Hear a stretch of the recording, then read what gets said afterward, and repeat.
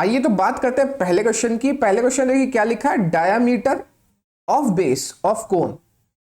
कोन का जो बेस होता है हमें पता है वो सर्कुलर होता है, और अगर सर्कल है तो रेडियस की तो बात होगी होगी, और हमें पता है कि जो डाया होता है वो रेडियस का डबल होता है।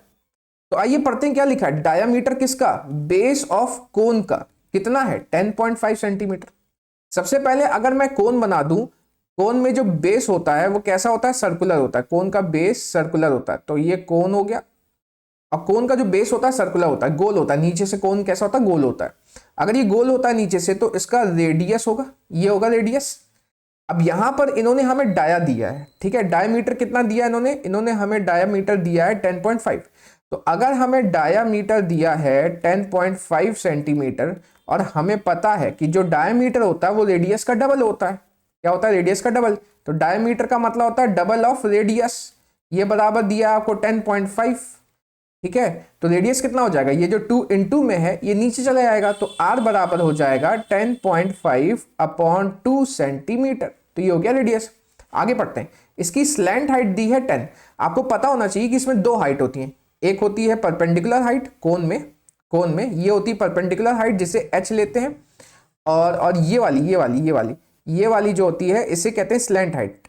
इसे क्या कहते हैं, स्लैंट हाइट। इसे l लेते हैं। तो हमें स्लैंट हाइट गिवन है। क्या गिवन है, स्लैंट हाइट। हमें स्लैंट हाइट गिवन है जिसे हम L लेते हैं, तो L गिवन है हमें 10 सेंटीमीटर। अब हमसे बोल रहा है भैया CSA निकाल लो, तो CSA का सीधे सीधे फॉर्मूला लगा देना और कुछ करना नहीं है।